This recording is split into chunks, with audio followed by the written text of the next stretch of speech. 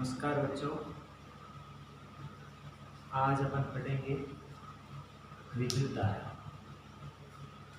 आपकी विज्ञान का 10वां पाठ है विद्युत धारा। इसके बारे में अपन अध्ययन करेंगे। इसमें पढ़ेंगे विद्युत धारा की परिभाषा, विद्युत धारा का मात्रक, विद्युत विभवांतर, विद्युत विभव। ये 4 टॉपिक है जो आज अपन अध्ययन करेंगे। सबसे पहले है आपका विद्युत धारा की परिभाषा, मतलब विद्युत धारा की परिभाषा क्या होती है, या आप इसी तरह जाएगी विद्युत धारा को परिभाषित कीजिए। तो विद्युत धारा की परिभाषा होती है, देखो, आवेश किसी भी परिपथ है उसमें आवेश प्रवाहित होता है, और आवेश में अगर अपन समय का भाग दे दिया जाए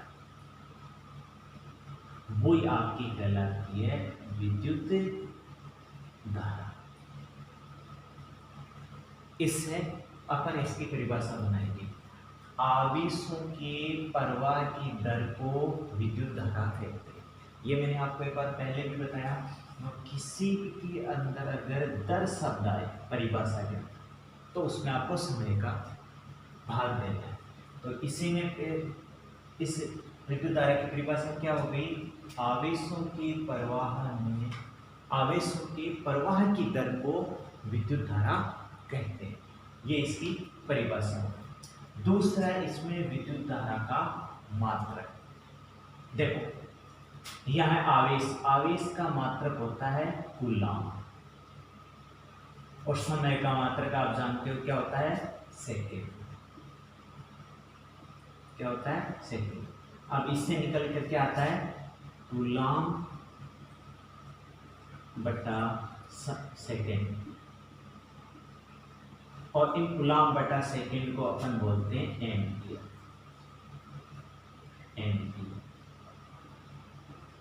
यही आपका विद्युत धारा का मात्रक है। तो सीधा सा अगर आपको पूछ लिया जाए कि विद्युत धारा की परिभाषा, तो सीधा आवेशों के प्रवाह की दर को विद्युत धारा कहते हैं। दूसरा, अगर मान लो पूछ लिया जाए इसका मात्रक भी बताइए, तो इसका मात्रक क्या होता है? एम्पियर। आवेश का मात्रक होता है कूलाम, और समय का मात्रक होता है सेकेंड। तो कूलाम बटा सेकेंड बराबर होता है एम्पियर। अर्थात इसको अपन या तो एम्पियर ऐसे लिख सकते हैं या AMP। ये भी इसका नामकरण सूत्र है। इसके साथ ही अपन आगे बढ़ेंगे विद्युत विभवांतर और विद्युत विभव। अब ये दोनों में बहुत बार पूछा जाता है कि इन दोनों में अंतर बताइए, या दोनों की सीधी पूछ ले कि विद्युत विभव एवं विद्युत विभवांतर को समझाइए। तो बात दोनों में ये इनका अंतर। आज इन दोनों में एक तो कॉमन चीज है, दोनों का ही जो मात्रक है, मात्रक दोनों का ही वोल्ट होता है। क्या होता है? जो वोल्ट होता है मात्रक। अब अपन पढ़ेंगे विद्युत विभवांतर होता क्या है, या इसकी डेफिनेशन क्या है विद्युत विभवांतर। तो इसका सीधा सा है, जैसे अगर मान लो कोई परिपथ है, इस परिपथ में ये कोई चालक तार है, इस चालक तार पर जैसे ये कोई बिंदु A है और ये कोई बिंदु B है, ये बिंदु A है, बिंदु B है किसी परिपथ। इस एक बिंदु से दूसरे बिंदु तक एकांक आवेश को इस बिंदु से इस बिंदु में ले जाने में जो कार्य करना पड़ रहा है, कोई एकांक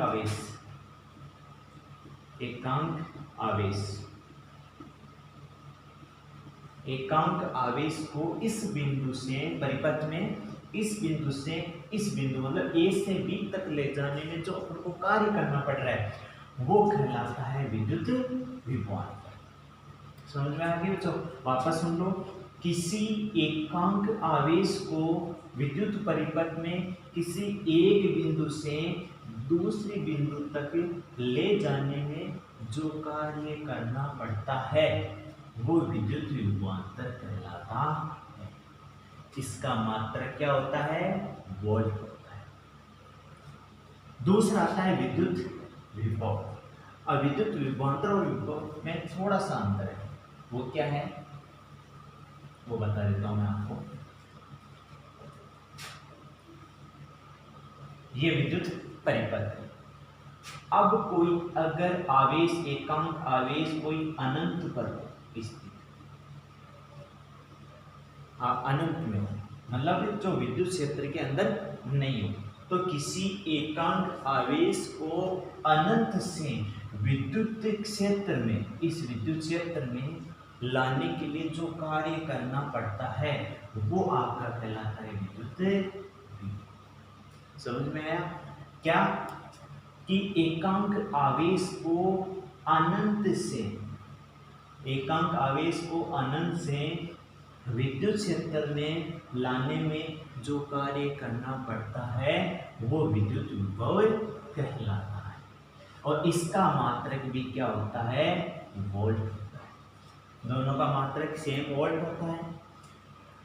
विद्युत विभव में आ जाएगा कि एकांक आवेश को, दोनों में एकांक आवेश आएगा, इसमें हो जाएगा कि एकांक आवेश को अनंत से विद्युत क्षेत्र में लाने में जो कार्य करना पड़ रहा है वो विद्युत विभव कहलाता है। विद्युत विभवांतर किसको कहेंगे? कि किसी परिपथ में एक बिंदु से दूसरे बिंदु के बीच में जब एकांक आवेश को ले जाना पड़ता है या ले जाया जाता है, तो ले जाने में जो कार्य करना पड़ रहा है वो आपका क्या कहलाता है? विद्युत विभवांतर कहलाता है। इन लगभग 2 नंबर का क्वेश्चन आता है इनसे, तो चाहे परिभाषा पूछे चाहे दोनों में अंतर पूछे, एक ही चीज है। अब इनके आगे अपन पढ़ते हैं, 4 टॉपिक क्लियर हो गया आपके।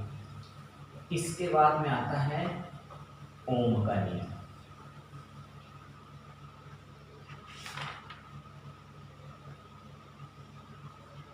ओम का नियम,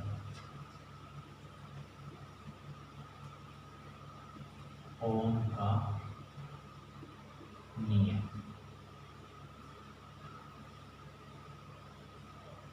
ओम का नियम, ओम का नियम में ओम एक वैज्ञानिक का नाम है और इसने ये समझाया था कि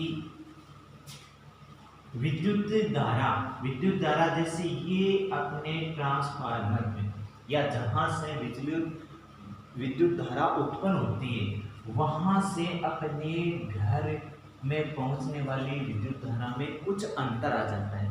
अंतर आने का मतलब कुछ विद्युत ऊर्जा है या विद्युत धारा है रास्ते में खर्च हो जाती है।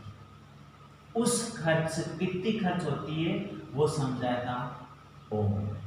तो ओम ने एक नियम दिया था जिसको अपन कहते हैं ओम का नियम। अब ओम का नियम में देखो ओम ने क्या कहा था?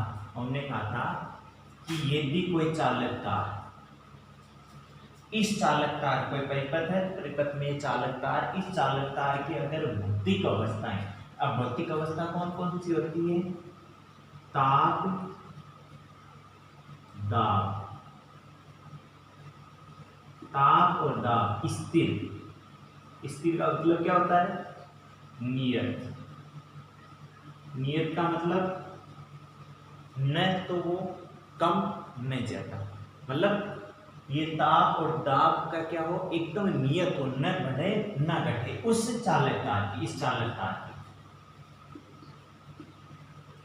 तो हमने उसके आधार पर बताया, हमने क्या कहा कि यदि किसी चालक तार की भौतिक अवस्थाएं जैसे ताप और दाब स्थिर रहे तो इस चालक में 2 बिंदुओं के बीच विभवांतर,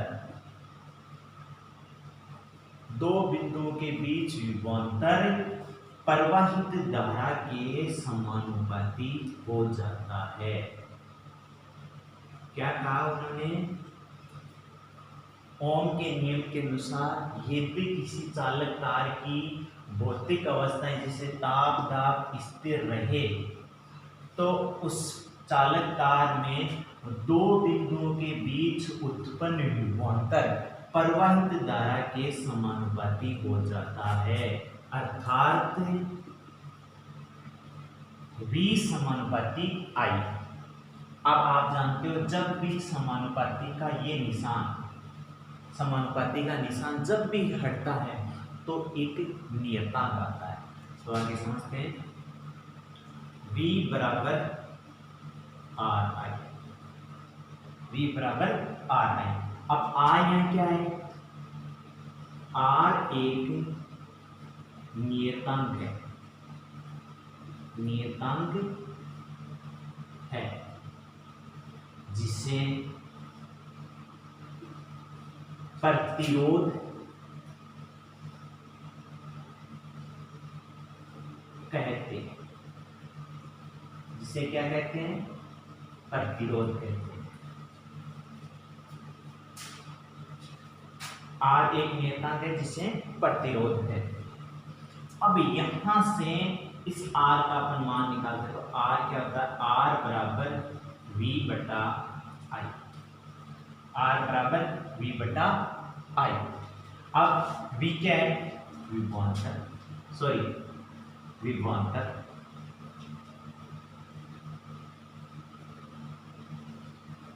आई क्या है, विद्युत धारा, आई क्या है, विद्युत धारा। अर्थात विभवांतर बटा विद्युत धारा को उन्होंने क्या नाम दिया था, ओम। ये इसका मात्रक होता है ओम, इसका प्रतिरोध का। अब ये जो आर निकल के आया, आर क्या है, प्रतिरोध। प्रतिरोध का अपना अगर समझे तो क्या ये विद्युत धारा के अंदर रुकावट डालता है, प्रतिबाधा अपन इसको कह सकते हैं। विद्युत धारा के अंदर अगर विभवांतर और धारा समानुपाती हो जाए, एक दूसरे के समानुपाती कब होगी, जब ताप और दाब स्थिर रहे। लेकिन अपन जानते हैं कि चालक कार की भौतिक अवस्थाएं स्थिर नहीं रहती, ताप और दाब में अंतर आता है, तो एक नियतांक निकल के आता है आर। अब आर जो प्रतिरोध है, ये विद्युत धारा में जो आवेश प्रवाहित होते हैं उनका प्रतिरोध है। प्रतिरोध का मतलब ये उनमें बाधा उत्पन्न करता है। अब यहां से अपन एक आर या अपन कह सकते हैं कि एक प्रतिरोध की परिभाषा, एक आर या एक प्रतिरोध की क्या परिभाषा, बहुत बार पूछा जाता है कि एक प्रतिरोध को परिभाषित कीजिए। तो इसमें क्या देखेंगे अपन, इस सूत्र के आधार पर, इस सूत्र में क्या देखेंगे कि अगर मान लो V बराबर 1 और I V बराबर 1 वोल्ट और I बराबर 1 एम्पीयर। ये कैसे बताया मैंने, देखो कि यदि किसी चालक तार में 1 एम्पीयर की विद्युत धारा प्रवाहित कराई जाती है, तो सुनना, यदि किसी चालक तार में 1 एम्पीयर की विद्युत धारा प्रवाहित कराई जाती है, तो दो सिरों के बीच यदि विभवांतर 1 वोल्ट उत्पन्न होता है, तो उसमें प्रतिरोध का मान 1 ओम होगा। वापस सुन लो, यदि किसी चालक तार में 1 एम्पीयर की विद्युत धारा प्रवाहित कराई जाती है, तो दो सिरों के बीच में अगर 1 वोल्ट विभवांतर उत्पन्न होता है, तो प्रतिरोध का मान 1 ओम होगा। अर्थात अगर इसमें अपन अगर इस सूत्र में इनका मान रखते हैं, तो R बराबर क्या होगा, V का मान कितना रखेंगे यहाँ पर 1, I का मान कितना रखेंगे 1, 1 बटा 1 बराबर क्या आएगा 1, अर्थात R बराबर कितना हो गया 1 ओम। ऐसे एक प्रतिरोध की को परिभाषित अपन ऐसे कर सकते हैं। अब ओम के नियम, ओम के नियम के बाद में इसमें एक और आता है कि ये जो प्रतिरोध है ये किन किन पर निर्भर करता है।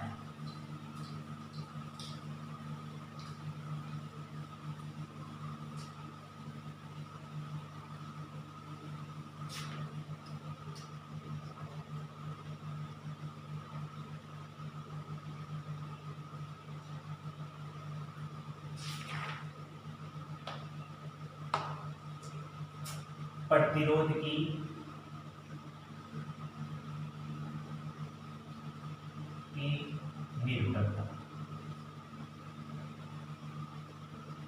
निर्भरता मतलब प्रतिरोध किन किन कारकों पर निर्भर करता है। तो इसमें इसका सीधा सा आता है R समानुपाती L बटा E।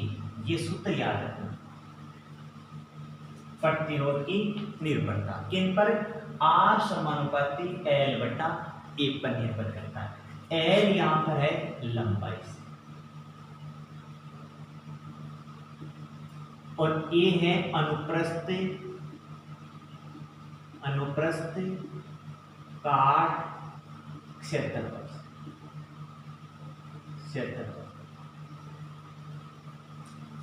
एल लंबाई, ए अनुप्रस्थ काट के क्षेत्रफल। इससे अपन सीधा से मैं आपको समझा देता हूं क्या कि यदि प्रतिरोध किसी चालक तार में अगर उस चालक तार की लंबाई को बढ़ा दिया जाता है, लंबाई को अगर अपन बढ़ा देते हैं तो उसका प्रतिरोध देखो समानुपाती ऊपर है ना, आर समानुपाती एल, दोनों ऊपर है। ऊपर का मतलब अगर ये बढ़ेगा, एल बढ़ेगा, एल का मतलब लंबाई, अगर ये लंबाई बढ़ेगी तो लंबाई बढ़ने के साथ साथ में प्रतिरोध का मान भी बढ़ेगा। क्या होगा? इसका मान, आर का मान भी बढ़ेगा। यदि किसी चालक तार की अगर लंबाई, जैसे अगर मतलब कोई चालक तार है, अगर इसकी लंबाई 1 है और उसके बाद में अगर दूसरा चालक तार है उसकी लंबाई उससे अधिक है, तो इसका प्रतिरोध कम होगा, उसकी तुलना में इसका क्या होगा? आर अधिक होगा। तो समझ गए? आर समानुपाती एल। सीधा समझ लो कि इसमें अगर किसी चालक तार की लंबाई अगर ज्यादा है, लंबाई को बढ़ा दिया जाए तो इसमें प्रतिरोध का मान भी बढ़ जाएगा। यदि किसी चालक तार की अगर लंबाई को अपन घटा देते हैं, कम कर देते हैं, तो उसमें प्रतिरोध का मान भी क्या हो जाएगा? कम हो जाएगा। इसका मतलब अपन सीधा से समझ सकते हैं कि आर बढ़ेगा, एल बढ़ेगा तो आर बढ़ेगा, मतलब दोनों एक दूसरे के समानुपाती। एल घटेगा तो आर भी घटेगा, मतलब लंबाई घटेगी तो प्रतिरोध का मान भी कम होगा। दूसरा इसी में आ जाता है अनुप्रस्थ काट का क्षेत्रफल। अनुप्रस्थ काट का क्षेत्रफल, अनुप्रस्थ काट का मतलब ये देखो यहां पर क्या है, आर के एल तो समानुपाती में, लेकिन आर के एक क्या है? वृत्त कर्मानुपाती है, मतलब उल्टा। और उल्टा का मतलब ये सीधा सा समझ लो, अगर अनुप्रस्थ काट का क्षेत्रफल बढ़ रहा है तो उसका उल्टा का मतलब प्रतिरोध का मान क्या होगा? कम होगा। तो यदि ए का मान बढ़ेगा तो आर का मान क्या होगा? घटेगा।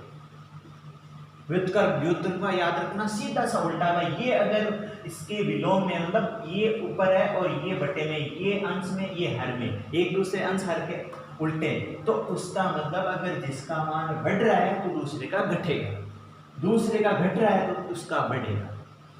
तो यहाँ पर अगर अनुप्रस्थ काट का क्षेत्रफल बढ़ाएंगे तो उसमें प्रतिरोध का मान घट जाएगा, कम हो जाएगा। इसके विपरीत अगर अपन अनुप्रस्थ काट का क्षेत्रफल का मान को अगर अपन घटा देते हैं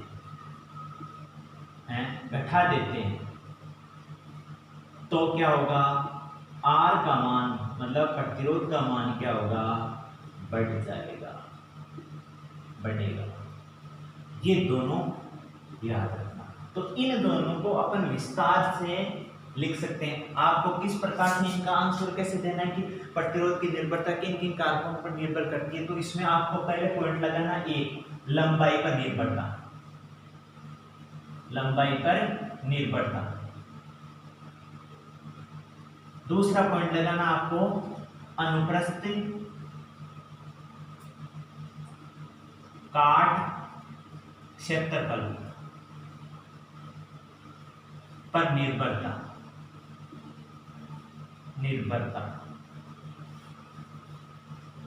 लंबाई पर निर्भरता, ये हिंट आपको याद रखने के लिए मैंने दी है, बाकी आपको इन दोनों का अलग अलग वर्णन करना है। पहले लंबाई पर करना है, भाई अगर लंबाई बढ़ाते हैं तो प्रतिरोध बढ़ेगा, लंबाई घटाते हैं तो प्रतिरोध घटेगा।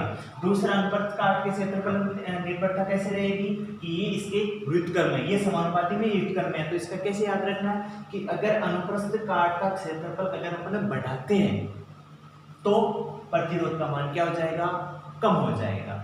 और इसका मान अगर अपन कम कर देते हैं, इसका अनुप्रस्थ काट क्षेत्रफल का मान अगर अपन कम कर देते हैं तो प्रतिरोध का मान बढ़ जाएगा। ये था प्रतिरोध। अब अपन इस पार्ट में एक आपके नेक्स्ट टॉपिक रह गया था प्रतिरोधों का संयोजन। प्रतिरोधों का संयोजन। संयोजन तो प्रतिरोधों का संयोजन होता है दो प्रकार का। कितने प्रकार का होता है, दो प्रकार का होता है। एक समांतर क्रम संयोजन, क्रम संयोजन, और एक श्रेणी क्रम, श्रेणी क्रम संयोजन। ये दोनों, इनका विस्तार से वर्णन और इनसे रिलेटेड जो न्यूमेरिकल आंकिक क्वेश्चन है वो अपन अगली क्लास में पढ़ेंगे। अभी आपको केवल इतना अध्ययन करना है। धन्यवाद।